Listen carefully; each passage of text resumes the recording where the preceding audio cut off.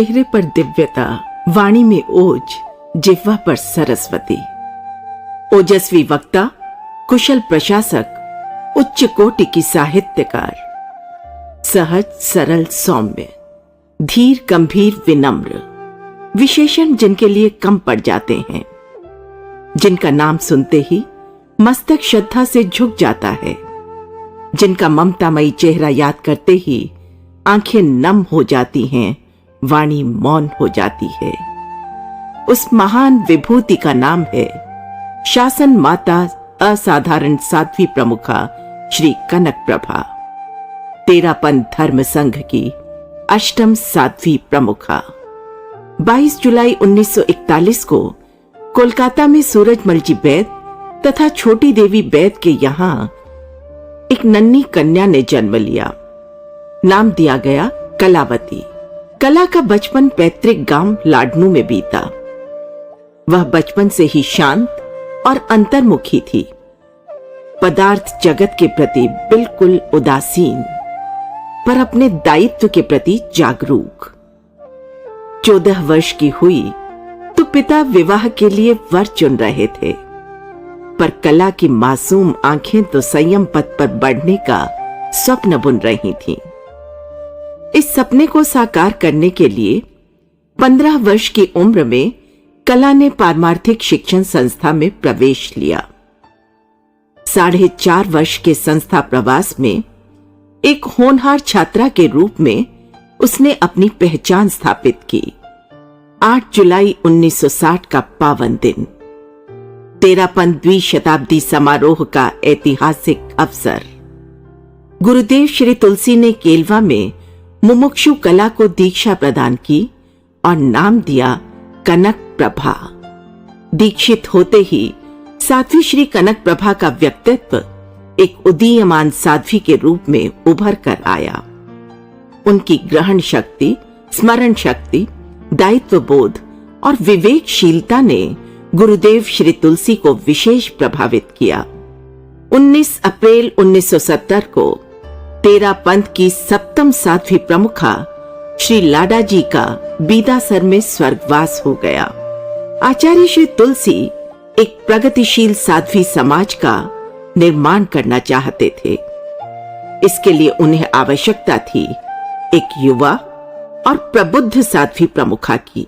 14 जनवरी 1972 गंगा शहर मर्यादा महोत्सव। आचार्य श्री तुलसी ने 30 वर्षीय साध्वी श्री कनक प्रभा को तेरापंथ धर्म संघ के विशाल साध्वी समाज का नेतृत्व सौंप दिया। पूरे समाज के लिए एक अकल्पित और अनजाना नाम। कौन जानता था कि यह 30 वर्ष की सहमी सी, सकुचाई सी युवा साध्वी प्रमुखा पद को नई गरिमा, नई ऊंचाई प्रदान करेगी। साध्वी प्रमुखा श्री 500 साध्वियों का नेतृत्व करती थीं।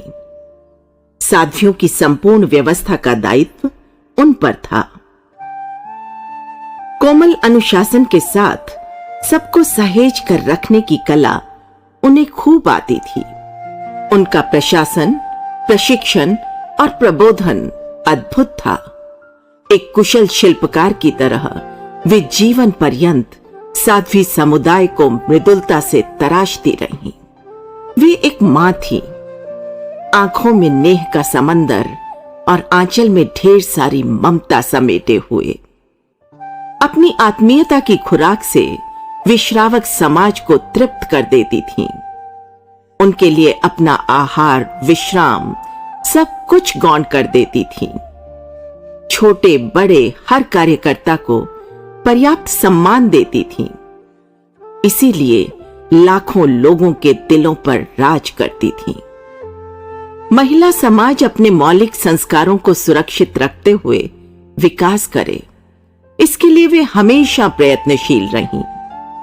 उनकी प्रेरणा और प्रोत्साहन भरे मार्गदर्शन में तेरापंथ महिला समाज ने अभूतपूर्व प्रगति की। कन्या मंडलों के माध्यम से हजारों कन्याओं को वे अपनी संस्कृति से जुड़े रहने की प्रेरणा देती थीं।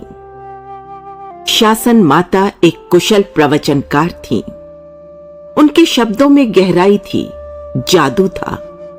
उनके शब्द बच्चों को प्रेरणा देते थे, युवाओं को दिशा देते थे, बुजुर्गों को जीने की ताकत देते थे और प्रबुद्ध लोगों को एक सोच देते थे। राजस्थान के तत्कालीन मुख्यमंत्री भैरों सिंह शेखावत ने कहा था, साध्वी प्रमुखा के अभिभाषण से नई खुराक मिलती है। सरस्वती की वे लाडली पुत्री थीं। उनकी कलम जिस दिशा में भी आगे बढ़ती, जादू सा रच देती थी। फिर चाहे गद्य हो, पद्य हो, जीवनी हो या फिर यात्रावृत्त। शासन माता द्वारा श्रद्धा और समर्पण की स्याही से संपादित आचार्य श्री तुलसी की आत्मकथा मेरा जीवन मेरा दर्शन साहित्य जगत की अनमोल संपदा है। आगम ग्रंथ, भगवती जोड़ और आचार्य श्री तुलसी की अधिकांश साहित्यिक कृतियों में उनका संपादन कौशल मुखरित हुआ है। उनके संपर्क में चाहे राजनेता आए या प्रबुद्ध साहित्यकार या फिर सामान्य जन, उनसे प्रभावित हुए बिना कोई नहीं रहता था। साध्वी प्रमुखा श्री को 3 आचार्यों के नेतृत्व में दायित्व निर्वहन का सौभाग्य मिला। उनकी विनम्रता, समर्पण और दायित्वशीलता ने सभी आचार्यों को प्रभावित किया। आचार्य श्री तुलसी को तो अपनी कृति पर अभिमान था। वे कहते थे, साध्वी प्रमुखा हमारे संघ की गरिमा है, महिमा है। ऐसे साधु साध्वियों से संघ का शताब्दी आयुष्य बढ़ जाता है। प्रमुखा श्री के मनोनयन के 25 वर्ष की संपन्नता पर आचार्य श्री महाप्रज्ञ ने कहा था, कनक प्रभा जी पहली साध्वी प्रमुखा हैं जो विलक्षण कार्य कर रही हैं। आचार्य श्री महाश्रमण भी उन्हें अत्यंत आदर की दृष्टि से देखते थे। गुरुओं की कृपा उन पर बरसती गई और उपाधियां और अलंकरण उनके नाम से जुड़ते गए। गुरुदेव श्री तुलसी द्वारा 1979 में महाश्रमणी अलंकरण, 1989 में महाश्रमणी पद और 1991 में संघ महानिदेशिका पद प्रदान किया गया। 2016 में आचार्य श्री महाश्रमण ने उन्हें असाधारण साध्वी प्रमुखा के अलंकरण से विभूषित किया। 30 जनवरी 2022 को उनके मनोनयन का अमृत महोत्सव पूरे धर्म संघ में अत्यंत उल्लास और आह्लाद के साथ मनाया गया। जैन विश्व भारती लाडनू के प्रांगण में उत्सव का सा वातावरण था। इस अवसर पर आचार्य श्री महाश्रमण ने उन्हें शासन माता की गरिमामय उपाधि प्रदान की। शासन माता चिरायु हो, चिरायु हो, ये स्वर धरती अंबर में गूंज रहे थे, पर नियति को शायद कुछ और ही मंजूर था। शारीरिक अस्वस्थता की स्थिति बनी। उनकी अस्वस्थता ने पूरे धर्म संघ को चिंतित और विचलित कर दिया। पर उनके तन में भले ही व्याधि थी, पर चेहरे पर व्याप्त दिव्य शांति उनके भीतर के आनंद और समाधि को प्रतिबिंबित करती थी। आत्मा भिन्न, शरीर भिन्न है, इस मंत्र को वे साक्षात जी रही थीं।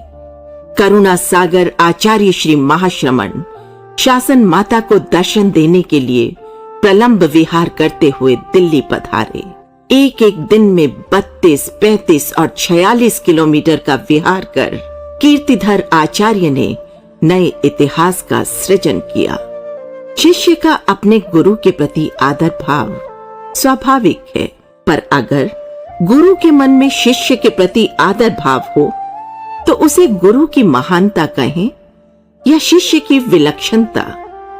सचमुच वे एक महान गुरु की असाधारण शिष्या थीं। 17 मार्च 2022 को वक्त मानो थम सा गया। 8 दशक तक चलने वाली जीवन यात्रा, 6 दशक तक चलने वाली संयम यात्रा और 5 दशक तक साध्वी प्रमुखा के रूप में चलने वाली नेतृत्व यात्रा जो चल रही थी पूरी रफ्तार के साथ, अचानक रुक गई। अनंत ज्योति संपन्न एक निर्धूम दीप शिखा जो पूरी दुनिया में उजाला बांट रही थी, अनंत में विलीन हो गई। शासन माता आज हमारे बीच नहीं है।